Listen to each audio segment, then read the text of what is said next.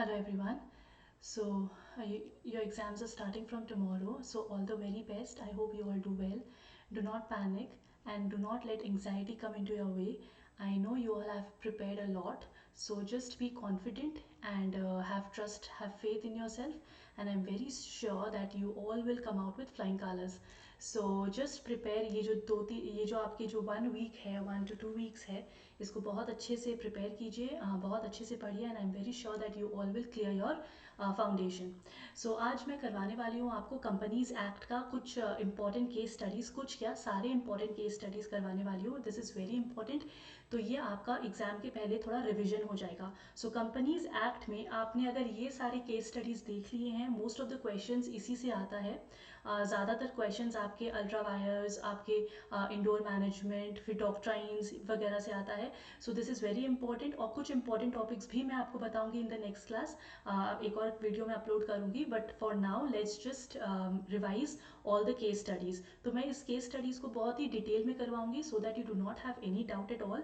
और ये case studies को आपको अच्छे से प्रिपेयर करना है बिकॉज इस केस स्टडीज़ के बेसिस पे ही आपके क्वेश्चंस बनेंगे. So let's begin with the first case study, that is your Solomon versus Solomon. Now please understand what is corporate weal. Now in your Companies Act आपने पढ़ा होगा कि Companies Act में आपका corporate wheel को हम उठाते हैं. उठाने का मतलब हो गया हम corporate wheel को lift करते हैं. For example आपने पढ़ा है कि कंपनी जो होता है it has a different identity. Okay, it has a complete different identity. It is not related to the proprietor or the owner of the owner whatsoever. So it is completely different from the owner of the company right. इसका खुद का identity होता है एक separate legal entity है. ये सारे features आपने कर रखे होंगे. So here what is happening is आपका जो ये corporate wheel lifting of corporate wheel जो आया है ना it is because of this particular case. ये जो पर्टिकुलर केस है इसकी वजह से आपका ये कॉर्पोरेट व्हील जो लिफ्ट करने का जो डॉक्ट्राइन आया है ये इस केस के बाद आया है. तो हुआ क्या था इस केस में प्लीज पे अटेंशन एवरीवन. हुआ क्या था इस केस में एक आदमी था जिसका नाम था सोलोमन. ठीक है. वो एक कंपनी चलाता था. एक आदमी था जिसका नाम था सोलोमन. हाँ उसका नाम था एरन सोलोमन. ठीक है ना. तो ये कंपनी चलाता था शूका कंपनी चलाता था बहुत अच्छा चल रहा था and it there was no problem in all. तो हुआ क्या लेटर ऑन इसने एक कंपनी खोली खुद से इसने एक कंपनी खोली और उस कंपनी का नाम था सोलोमन एंड कंपनी लिमिटेड. ठीक है ना. अब ये कंपनी खोलने के बाद इसका हर कंपनी में 7 मेंबर्स चाहिए होते थे पहले. ठीक है ना. There has to be 7 there had to be 7 minimum directors there. तो इसने क्या किया मेंबर्स चाहिए होते थे तो इसने क्या किया इसने अपने ही फैमिली मेंबर्स को इस कंपनी का मेंबर बना दिया. कैसे बनाया प्लीज देखो यहाँ पे. इस कंपनी के टोटल शेयर होल्डर्स जो थे टोटल शेयर्स जो थे वो थे आपके 20,001. ठीक है. 20,001. I hope I am no.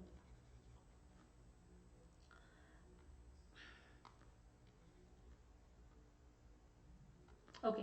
सो इस कंपनी के टोटल शेयर होल्डर्स थे 20,001. इसने क्या किया इसने खुद ने एरन ने क्या किया अकेले ने 20,007 आई एम सॉरी या एरन ने अकेले ने 20,000 शेयर्स लिए. ठीक है. फिर इसने क्या किया एक शेयर अपनी वाइफ को दिया 1 शेयर. फिर इसने डॉटर अपनी एक डॉटर को 1 शेयर दिया एंड देन उसके 4 सन्स थे 4 सन्स को उसने 1 शेयर ईच दिया. ठीक है. 1 शेयर ईच इसने दिया. अब आगे क्या हुआ. अब इस तरीके से इसने मेंबर्स और डायरेक्टर्स अपने कंपनी के बना लिए. आगे क्या हुआ कि ये कंपनी चला रहा था no without any problem and all. इस कंपनी को डेट की प्रॉब्लम हो गई पैसे की प्रॉब्लम हो गई. तो इसने क्या किया एरन सैलोमन ने डिबेंचर्स इशू किए. मतलब कंपनी ने डिबेंचर्स इशू किए ऑफ वर्थ ₹10,000. तो एरन सैलोमन ने क्या किया डिबेंचर्स खरीदे. एरन सैलोमन ने अपनी ही कंपनी के डिबेंचर्स लिए ऑफ $10,000. ठीक है ना. ऑफ £10,000. ठीक है ना. अब कंपनी का डेट हो गया ऑफ £10,000 एंड इसके क्रेडिटर्स भी थे. बाकी के जो आउटसाइड क्रेडिटर्स थे जो एक्सटर्नल क्रेडिटर्स थे वो भी थे. ठीक है. Now what happened was company after 1 year company को थोड़े इश्यूज आने लग गए. कंपनी को थोड़ा प्रॉब्लम आने लग गया पैसों से रिलेटेड. ठीक है.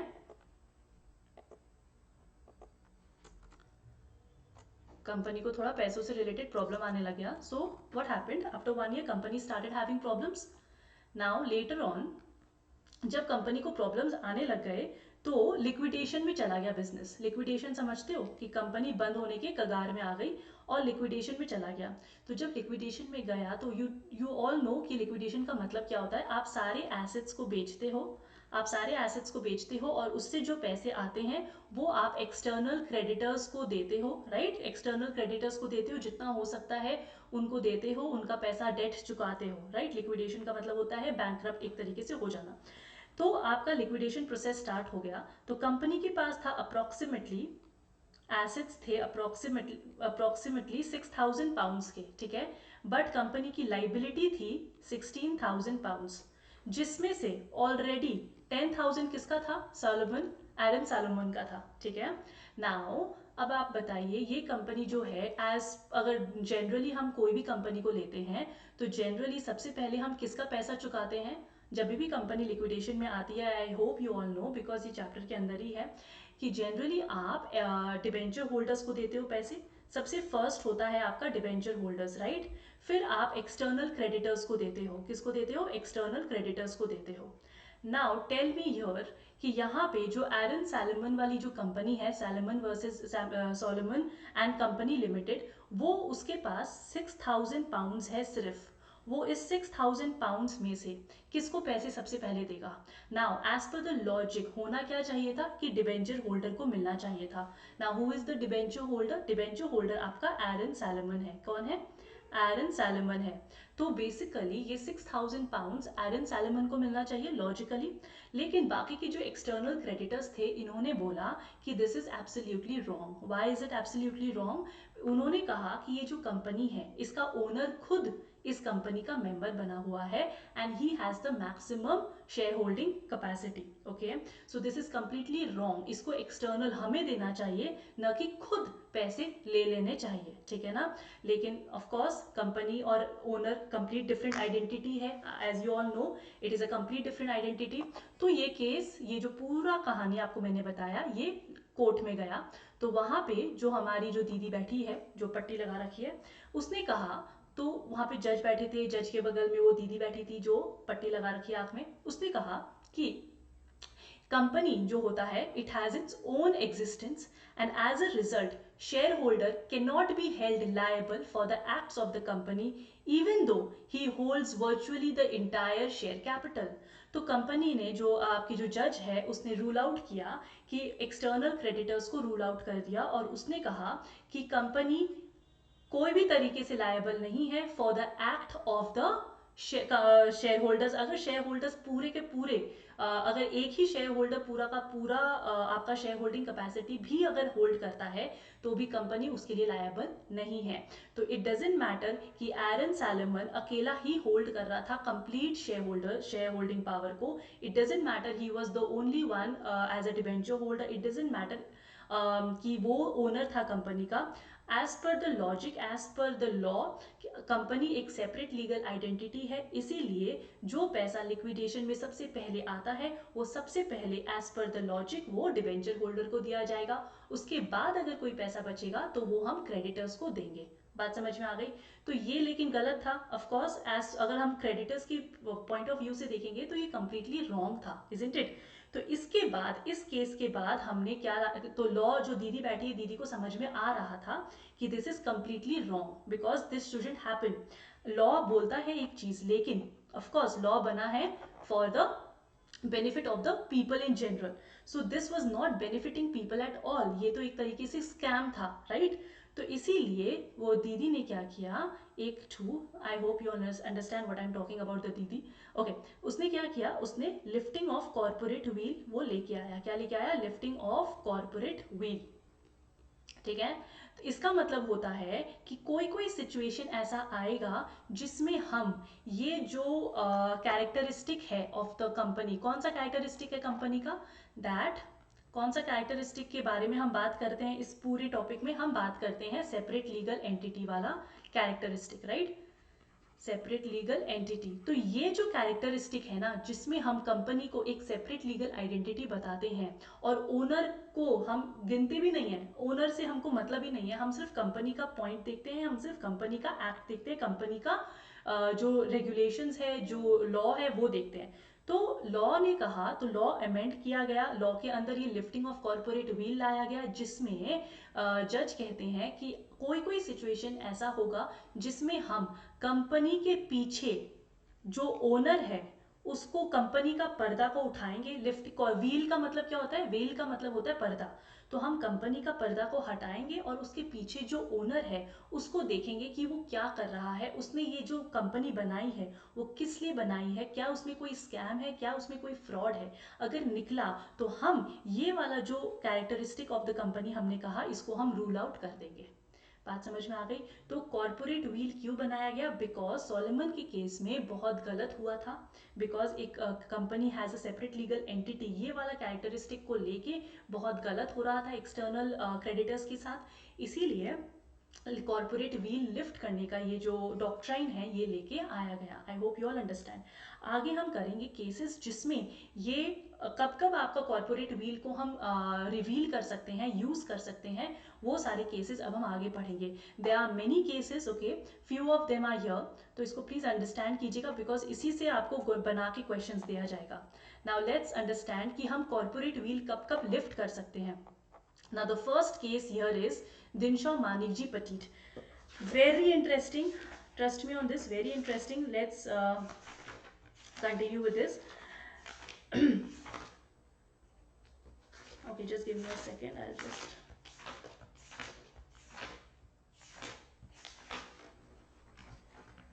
Okay. Now Dinshaw Manikji Petit के केस में हुआ क्या था? Let's understand this now.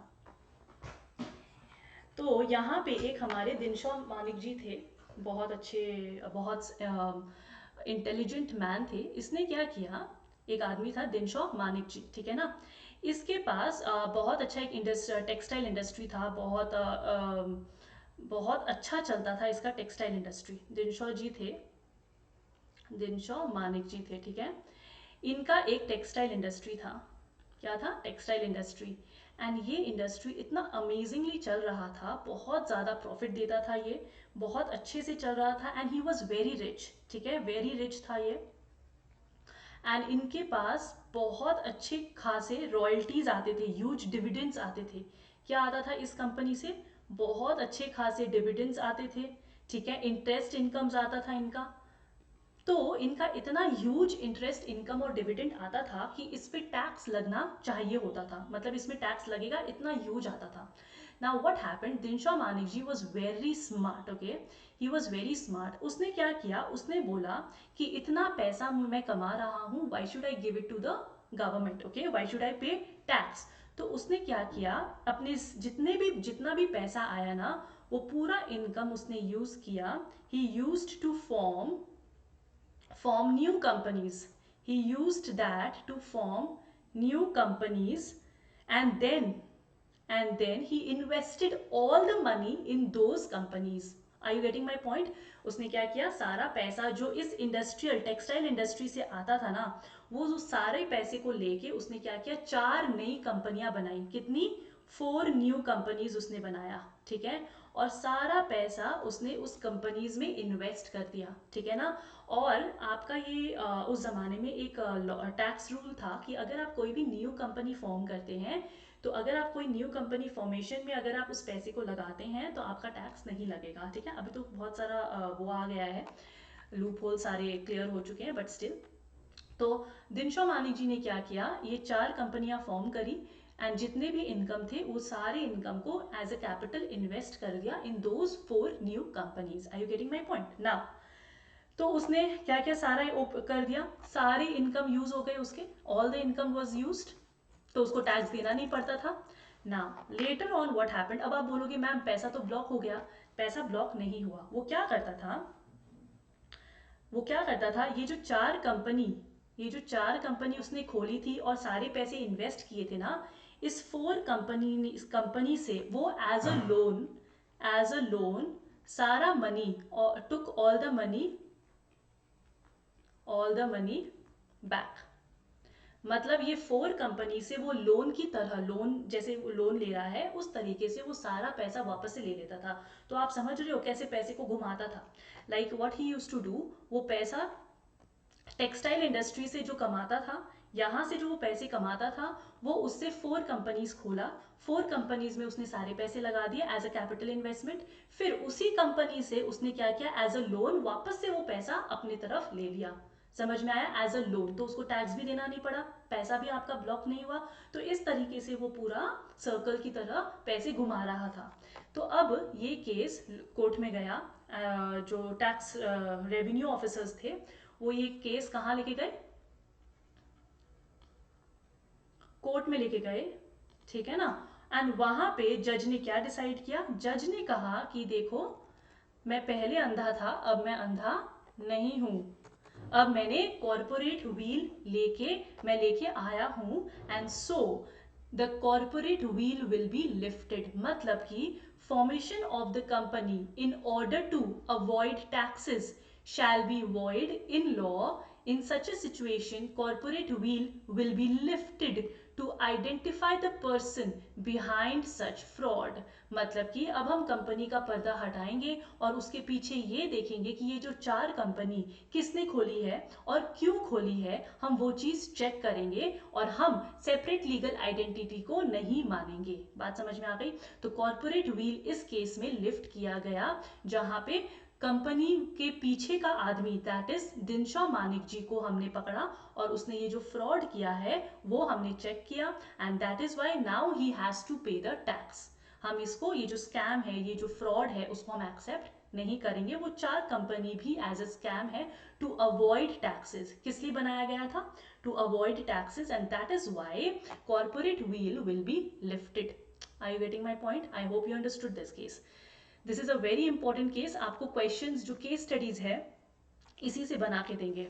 Now let's move ahead with the next case law, that is Daimler company limited versus continental Tyre and Rubber company. Very interesting this one is, please pay attention now. हुआ क्या था, एक law है, एक rule है, आपने पढ़ा होगा कि कोई भी कॉन्ट्रैक्ट, हमने कॉन्ट्रैक्ट एक्ट में पढ़ा था ये, कि no contract is valid if it is with an enemy company. Enemy company, enemy country के साथ अगर हम कोई भी कॉन्ट्रैक्ट करते हैं, that contract is not valid. I you all remember, right? तो उसी पे बेस्ड है ये, ठीक है। हुआ क्या था, हुआ ये था डैमलर कंपनी थी, ठीक है ना। डैमलर कंपनी कहाँ की कंपनी थी? जर्मनी की कंपनी थी, ठीक है। जर्मनी की कंपनी थी, and it was a holding company. इस कंपनी की एक सब्सिडरी थी जो थी continental Tyre and Rubber company, जो ब्रिटेन में थी। कहाँ थी? ब्रिटेन में थी, और ये इस कंपनी की सब्सिडरी थी, ठीक है ना। ये इस कंपनी की सब्सिडरी थी। तो you are getting the picture. Daimler company was a holding company in Germany, situated in Germany, and it had a subsidiary company which was situated in Britain, ठीक है। एंड उस कंपनी का नाम था Continental Tyre and Rubber Company, ठीक है। Now as per the rule क्या होना चाहिए, इस कंपनी के जितने भी रेवेन्यू है वो कहाँ जाने चाहिए? होल्डिंग कंपनी के पास जाने चाहिए सारे रेवेन्यू। हुआ क्या, ये कहानी है वर्ल्ड वॉर 2 की। कब की है? वर्ल्ड वॉर 2 की। हुआ क्या था, अचानक से ये अचानक से वर्ल्ड वॉर हो गया, and Germany and Britain they became enemy countries all of a sudden. क्या बन गए ये बन गए थे enemy countries. Are you getting my point? ठीक है ना, अचानक से बन गया जब वर्ल्ड वॉर 2 डिक्लेयर हो गया। नाउ अब ये तो आपको पता है, ये कॉन्ट्रैक्ट एक्ट में क्या लिखा है कि आप एनिमी कंपनी के साथ आप कोई भी कॉन्ट्रैक्ट नहीं कर सकते। तो फिर जितना भी प्रॉफिट है वो ट्रांसफर आप होल्डिंग कंपनी को नहीं कर सकते। तो ये जो कंपनी थी इसने प्रॉफिट ट्रांसफर नहीं किया, प्रॉफिट ट्रांसफर नहीं किया to the holding company, to the holding company.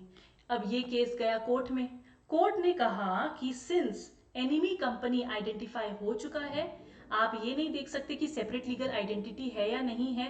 भले ही एक है, लेकिन आपका ये जो एनिमी, एक तरीके से एनिमी कंपनी के साथ आप कॉन्ट्रैक्ट कर रहे हैं, which is not allowed, and therefore therefore क्या होगा, therefore the contract shall be void as per the law. तो contract with a company that's an alien enemy shall be void in law.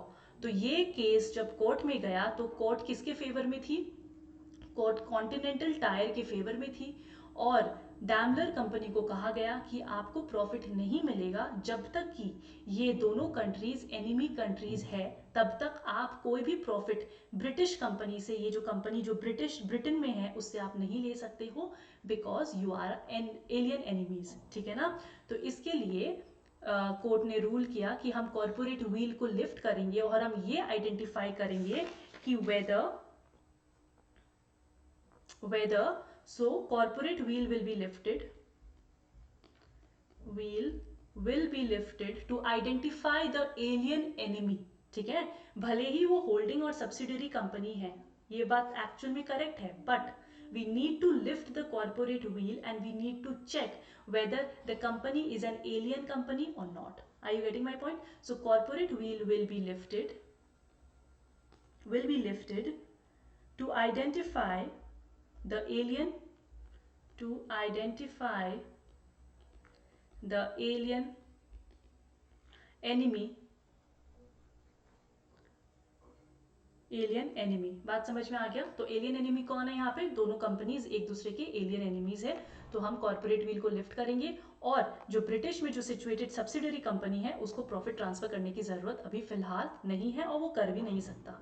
Now next आता है आपका Gilford motor company versus horn. This one is also very interesting. Now please see here. इसमें क्या हुआ था, इसमें हुआ यूं था कि एक कंपनी थी गिलफर्ड मोटर, ठीक है, ये कंपनी थी।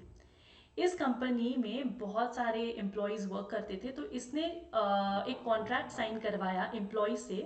क्या कॉन्ट्रैक्ट था, एम्प्लॉय को इसने रेस्ट्रिक्ट किया था, एम्प्लॉय से इसने कॉन्ट्रैक्ट साइन करवाया था to restrict the employees to solicit. Solicit का मतलब समझते हो, जैसे सपोज फॉर एग्जांपल मैं, आप सपोज सीए बन गए और आप आर्टिकलशिप कर रहे हो, फॉर एग्जांपल आप अपने सीए फर्म में आर्टिकलशिप कर रहे हो, ठीक है, कोई भी एक सीए फर्म है वहाँ पे आप आर्टिकलशिप कर रहे हो, तो आप एक एज एन आर्टिकल काम कर रहे हो। Later on when you become CA, अब आप उस फर्म को छोड़ के जाओगे और खुद का आपने काम स्टार्ट किया, ठीक है, खुद का आपने फर्म खोला। नाउ यू कांट सॉलिसिट, मतलब आप पुराने जिस फर्म में आप प्रीवियसली काम करते थे एज एन आर्टिकल, वहां से आप कस्टमर्स को अपने तरफ लेके नहीं आ सकते, चुरा नहीं सकते। बात समझ में आ गई?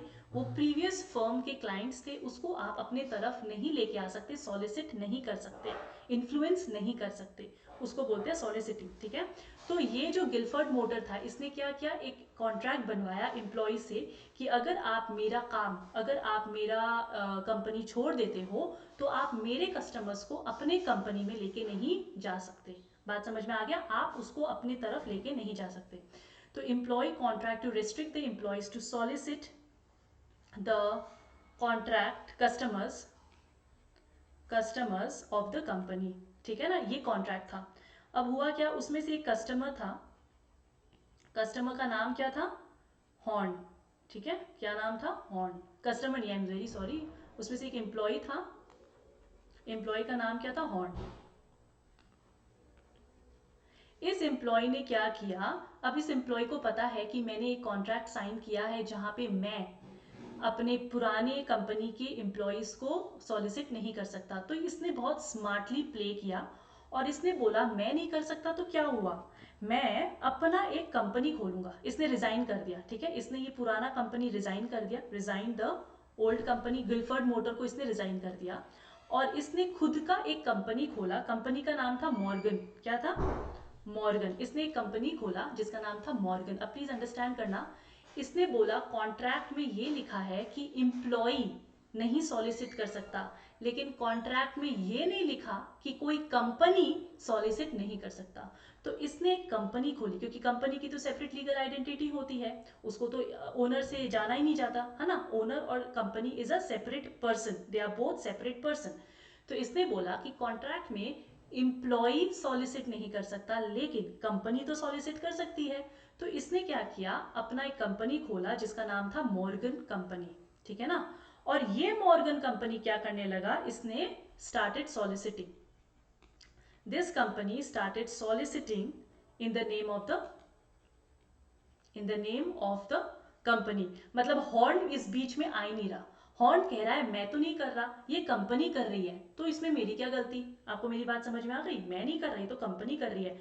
जैसे सेपरेट लीगल आइडेंटिटी में आपने पढ़ा था कि कंपनी को देखते हैं हम ओनर को नहीं देखते हैं, तो इसने भी उसी चीज का फायदा उठाया कि कंपनी सॉलिसिट कर रही है, मैं नहीं कर रहा। तो यहाँ पे ये जो कंपनी है गिलफर्ड, क्या किया, गिलफर्ड बोला मैं तो छोड़ूंगा नहीं तुझे। गिलफर्ड मोटर कोर्ट गया और दीदी को बोला, जो आंख में पट्टी लगा रखी है, कि दीदी देखो ऐसा हो रहा है मेरे साथ में। तो फिर जज ने कहा कि आप जो creation of a company to solicit the customers which are prohibited is void.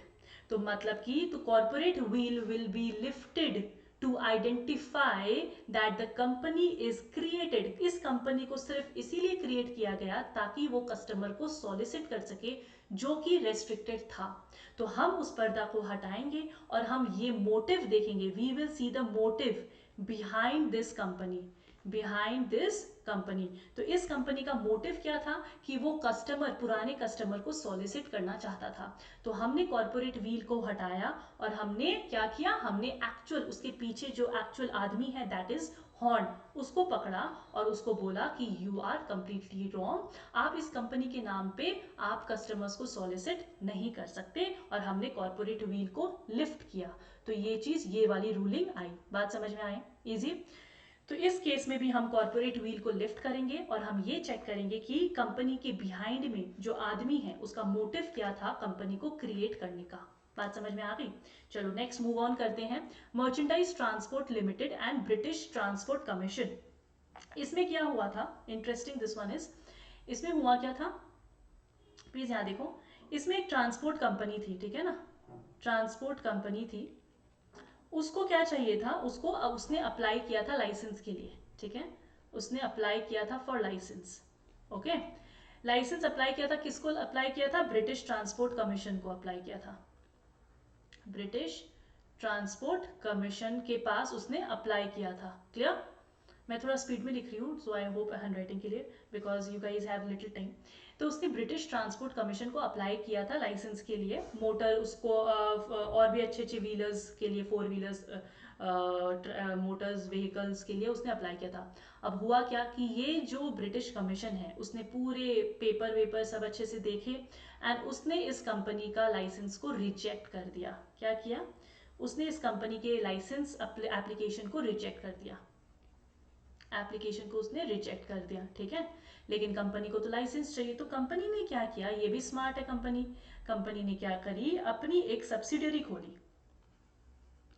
Formed a subsidiary, ठीक है ना, सब्सिडरी खोली। उस सब्सिडरी कंपनी का नाम क्या था, उस सब्सिडरी कंपनी का नाम था आपका ट्रांसपोर्ट सिडनी ट्रेन्स। क्या था, ट्रांसपोर्ट सिडनी ट्रेन्स, ठीक है।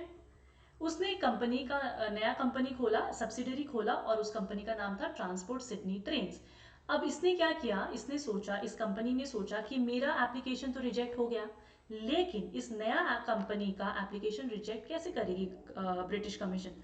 तो उसने क्या किया, अब फिर से लाइसेंस के लिए अप्लाई किया, अप्लाइड अगेन, अप्लाइड अगेन, लेकिन किसके नाम पे अप्लाई किया, ट्रांसपोर्ट सिडनी ट्रेन्स के नाम पे अप्लाई किया। किसके नाम पे, ट्रांसपोर्ट सिडनी ट्रेन्स के नाम पे अप्लाई किया, फिर से अप्लाई किया।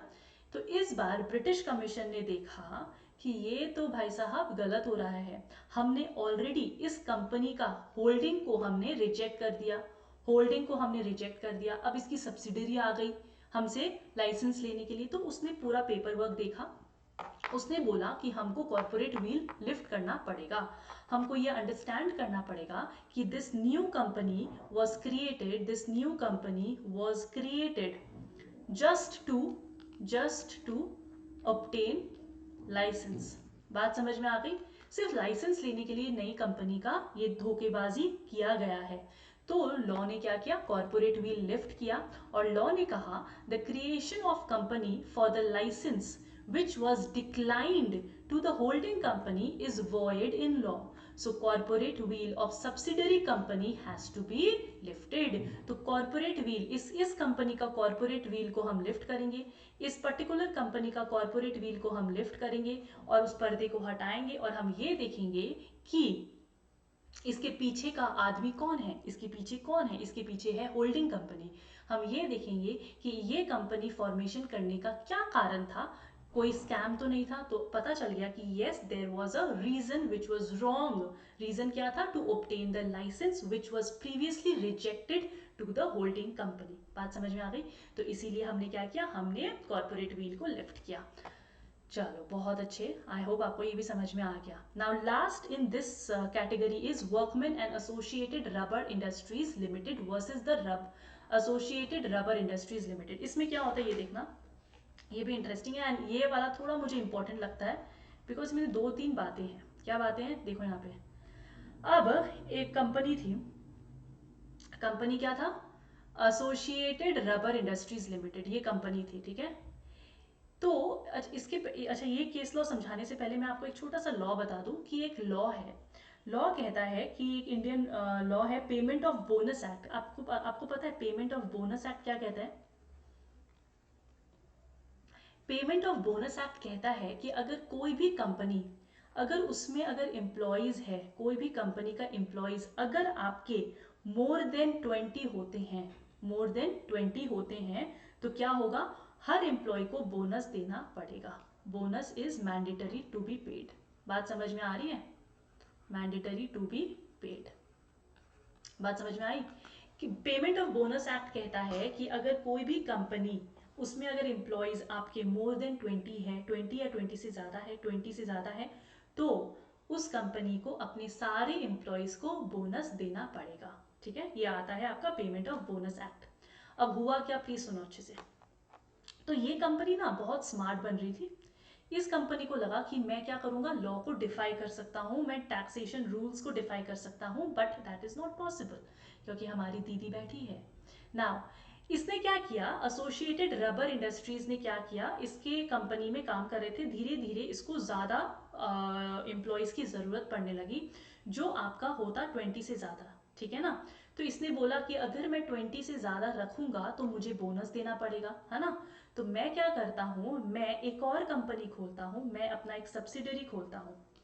सब्सिडरी कंपनी इसने ओपन किया जिसका नाम था स्टर्न रबर कंपनी। क्या नाम था? Stern rubber company.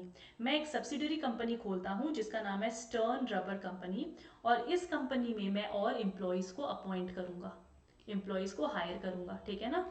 तो मैं 19 एम्प्लॉयज़ को हायर करूँगा, राइट। तो देखो, और लेकिन ये जो कंपनी है ना, ये जो कंपनी मैं बनाया हूँ, ये कंपनी जो इसने बनाया है, ये जो कंपनी है स्टर्न, ये काम किसका करेगा? वर्क ये होल्डिंग का ही करेगा। बात समझ में आ रही है? बात समझ में आ रही है? मतलब मैं कहना चाह रही हूँ आपको कि इस कंपनी का जो वर्क है, वो ये जो इसके ऑलरेडी जो एम्प्लॉयज़ थे वो तो कर ही रहे थे, राइट। लेकिन अब ये जो सब्सिडरी में जो हमने 19 एम्प्लॉयज़ को हायर किया है, ये भी इसी का काम करेंगे। किसका काम करेंगे? इसी कंपनी का काम करेंगे। तो फ्रॉड हुआ क्या नहीं हुआ? बोनस एक्ट, बोनस देना न पड़े इसलिए इसने एक सब्सिडरी बनाई, उस सब्सिडरी में इसने एम्प्लॉयज को हायर किया, लेकिन उस सब्सिडरी कंपनी का कोई इंडिविजुअल काम नहीं था, कोई इंडिविजुअल वर्क नहीं था। वो सारे लोग किसका काम कर रहे थे? होल्डिंग कंपनी का ही काम कर रहे थे। तो basically how many people were working for this rubber industries? Almost 40 people were working for this company, है ना। लेकिन वो बोनस नहीं पे कर रहा था।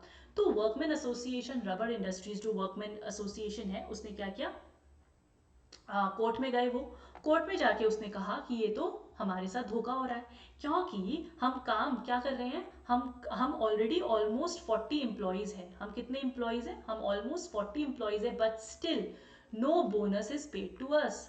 तो कंपनी ने कहा कि ये तो मेरी सब्सिडरी है, सेपरेट लीगल एंटिटी है, आप इसको और पुराने कंपनी को, होल्डिंग कंपनी को कैसे मैच कर सकते हो? दोनों जन अलग अलग है, आपने पढ़ा था separate legal entity.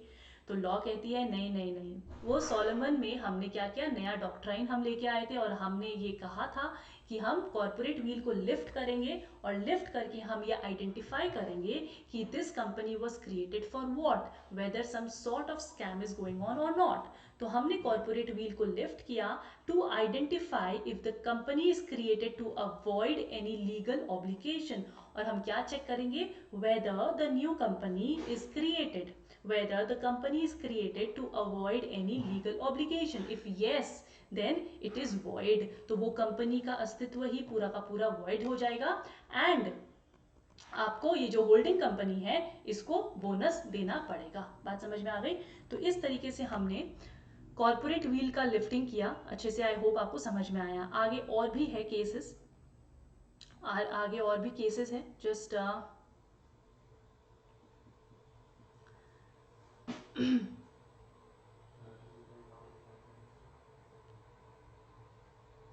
okay, just give me a second. Okay, so now the next one is your Ashbury railway carriage. अच्छा, आपको कॉर्पोरेट व्हील समझ में आ गया। Now next most important topic is doctrine of ultra vires. Now what is ultra vires? ये ultra vires का मतलब होता क्या है? देखो, आप जब कंपनी फॉर्म करते हो ना, तो आप कंपनी फॉर्म करने के पहले आप मेमोरेंडम्स बनाते हो, आप आर्टिकल ऑफ एसोसिएशन बनाते हो। मैंने आपको समझाया है शायद, आई hope you all have watched my class, जहाँ पे मैंने आपको बताया था कि क्या चीज़ कुंडली है, क्या चीज़ आपका जन्म पत्र या एग्जाम्पल दिया था मैंने कुछ ऐसा। तो आपका आप जब कंपनी फॉर्म करते हो तो आप बहुत सारे मेमोरेंडम्स, आप मेमोरेंडम बनाते हो, आप आर्टिकल ऑफ एसोसिएशन बनाते हो, जहाँ पे आप कंपनी के ऑब्जेक्टिव्स लिखते हो। क्या लिखते हो आप? कंपनी के objectives, that is what the company is suppose to do and what the company is not suppose to do. आप ये सारी चीजें आप उसमें लिखते हो, isn't it? Now, whenever you go beyond the objectives of a company, whenever you go, doctrine of ultra-vires का मतलब होता है जब भी आप कंपनी के, यहाँ पे देखो, act which is otherwise legal, वो लीगल होता है। आप ऐसा कुछ काम करते हो जो वैसे तो लीगल है, कोई उसमें गड़बड़ी नहीं है, लेकिन it is beyond the powers of the memorandum, then it is said to be ultra vires the company and its void। मतलब कि सपोज फॉर एग्जाम्पल मैंने एक कंपनी खोला जहाँ पे कंपनी का काम था टू ट्रेडिंग करने का काम था, लेकिन मैंने क्या किया, मैंने फाइनेंस, मतलब मैंने फाइनेंस देना स्टार्ट कर दिया, लोन देना स्टार्ट कर दिया। बेसिकली उसका ऑब्जेक्टिव जो मैंने सेट किया था कंपनी का, वो मैंने कंप्लीटली चेंज कर दिया और उसको एक फाइनेंशियल इंस्टीट्यूशन में मैंने कन्वर्ट कर दिया। नाउ वैसे आई एम करेक्ट, मतलब मैंने कुछ इलीगल नहीं किया है by giving loan to people, is it? So मैंने कोई इलीगल काम नहीं किया, इट इज लीगल, बट मेरे कंपनी के मेमोरेंडम में लिखा था कि I am only allowed to do the trading, right? I wasn't allowed to give any financial aid to any people. तो मैं कंपनी के पावर्स के बियॉन्ड गई, कंपनी के पावर्स के आगे जाके मैंने कुछ एक्ट किया है, उसको कहते हैं डॉक्ट्राइन ऑफ अल्ट्रा वायर्स। तो whenever you do any act which is beyond the power of memorandum, so that act is void। वो एक्ट कंप्लीटली void है और उसको मान्यता नहीं दी जाएगी, मतलब उसको माना नहीं जाएगा। ये केस स्टडी बहुत इंपॉर्टेंट है एंड जो भी मैं अभी पढ़ा रही हूँ it is all very important. And आपका कंपनीज एक्ट में अराउंड 6-7 मार्क्स, इसमें कंपनीज एक्ट से 10 मार्क्स आपका आता है, you all no this right? तो 5-6 मार्क्स आपका इधर से ही आता है। जो आपके 4-5 मार्क्स बचते हैं, 4 मार्क्स बचते हैं, वो आपके small company, private company, 1 person company, ये सारी चीज़ें आप करके जाइएगा। Private company, small company, 1 person company में बहुत सारे वो अमेंडमेंट्स आते रहते हैं, तो मेक श्योर करना कि उसको भी आप रीडिंग करो। अगर आपको रिविजन चाहिए तो I will give that also. But यहाँ पे देखो, Ashbury railway carriage and iron company limited versus Riche में क्या हुआ था? इसमें क्या हुआ था, प्लीज लेट्स सी। इसमें हुआ क्या था कि आपका ये जो एशबेरी है, मैं शॉर्ट में लिखूंगी, ये रेलवे वैगन्स बनाता था। क्या करता था? रेलवे वैगन्स बनाता था। बात समझना, इसका मेमोरेंडम में, एमओए में इसका लिखा था, ऑब्जेक्टिव में क्या लिखा था? ऑब्जेक्टिव में लिखा था कि वो क्या करेगा, carriage, iron equipments, carriage manufacturing, ये सारी चीज़ें लिखी थी, कैरियज, आयरन इक्विपमेंट्स वगैरह, ये सारी चीज़ें लिखी थी, ठीक है ना। तो आराम से ये बनाता था। रेलवे वैगन समझते हो, रेलवे की बोगी, जो कंपार्टमेंट्स, जो डब्बा होता है, तो वो बनाता था एंड उसको बेचता था। नाउ इसके पास एक आदमी आया, उस आदमी का नाम क्या था, रिची। इसके पास रिची आया और रिची ने कहा कि देखो, आप जो रेलवे वैगन बनाते हो, आपको कॉस्टिंग पड़ता है बहुत ज़्यादा, राइट। फिर आप बेचते हो, आपको इतना मुनाफा भी नहीं होता है। मैं क्या करूँगा, आप मेरे को दे दो पैसे, give me money, give me financial aid, give finance, ठीक है। मैं वैगन्स को बनाऊंगा एट अ लेसर प्राइस, बहुत कम पैसों में मैं बनाऊंगा, और उसी वैगन को आप सेल कर सकते हो एट हाई प्राइस। बात समझ में आ रही है। रिची आया, रिची बोला, आप जो खुद मैन्युफैक्चर करते हो, आप मुझे बनाने दो, आप मुझे पैसे दो, मैं बनाता हूँ, मैं कम पैसों में बनाऊंगा, आप उसको फिर आगे जाके हाई पैसों में, ज़्यादा ज़्यादा पैसों में बेच देना, है ना, आपको भी ईजी और मेरे को भी फायदा। तो कंपनी को बड़ा अच्छा लगा ये आइडिया। कंपनी ने कहा बात तो सही है। तो कंपनी ने क्या किया, रिची को 7 करोड़ दिया, 7 करोड़ नहीं, रिची को कुछ मनी दिया, फाइनेंशियल एड दिया, ठीक है, कुछ फाइनेंशियल एड दिया, सॉरी फॉर एग्जाम्पल 7 करोड़, जो भी आप ले लो, 7 करोड़ प्रिसाइज नहीं है, ये आप रॉन्ग इन्फॉर्मेशन हो जाएगा। इसको फाइनेंशियल फाइनेंस किया, ठीक है। और रिची फिर क्या गया, आगे जाके रिची उसको मैन्युफैक्चर करेगा।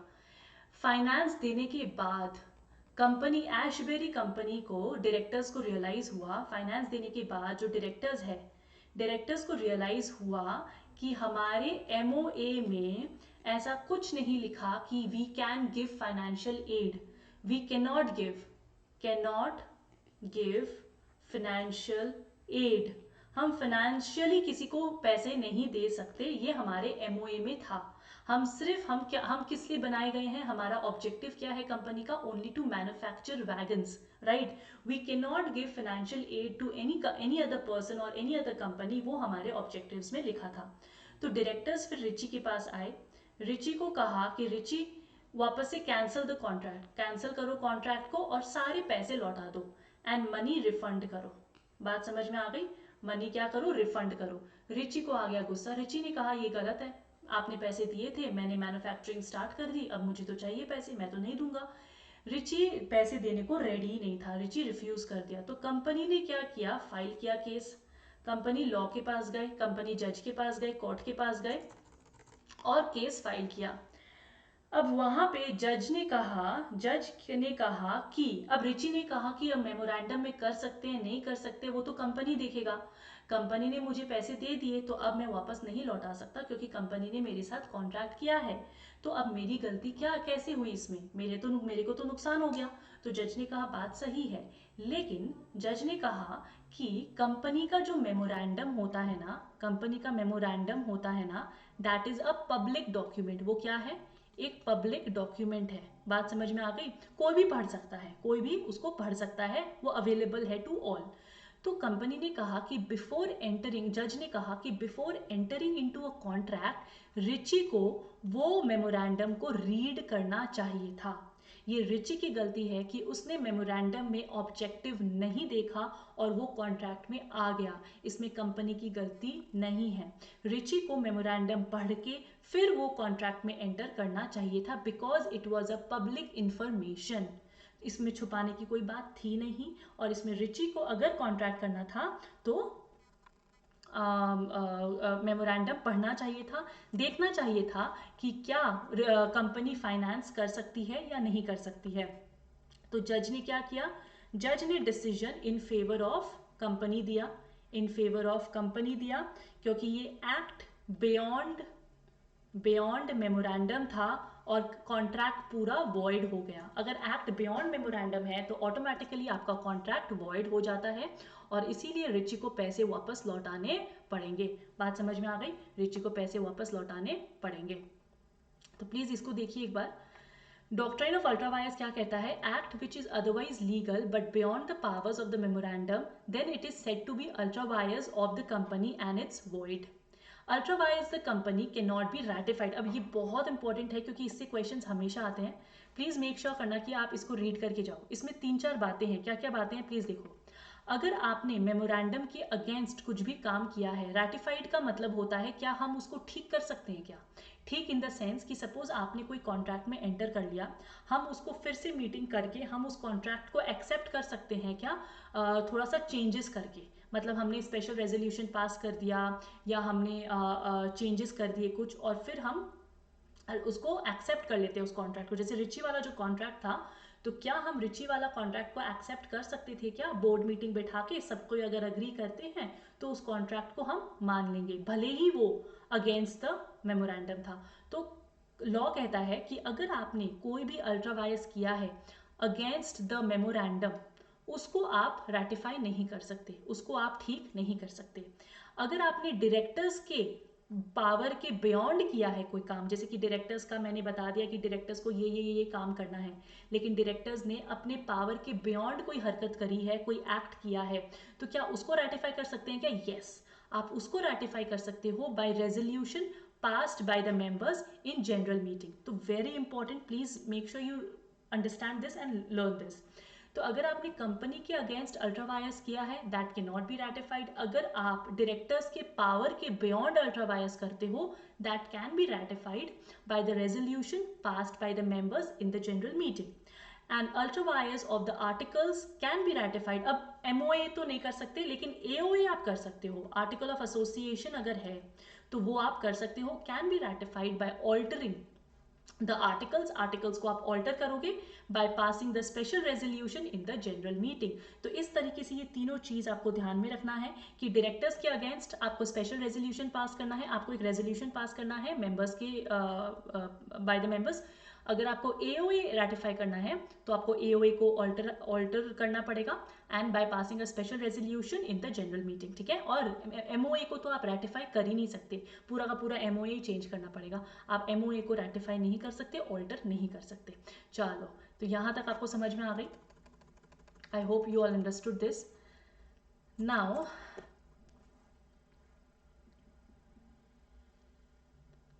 Okay, so I will just and the class here. आपके कुछ और टॉपिक बचे हैं जो मैं नेक्स्ट पार्ट में लेती हूँ। तो आपकी डॉक्ट्राइन ऑफ इंडो मैनेजमेंट बचा है, then you have the exceptions of ये सारे केसेस मैं समझाऊंगी। So in the next class, coming class, एक और वीडियो मैं अपलोड करूंगी, उसमें नेक्स्ट वीडियो में ये बाकी के 4-5 केसेस हम कंटिन्यू करेंगे। Okay, thank you so much everyone. I hope you all watch the next video as well. It was very nice having you all. Take care.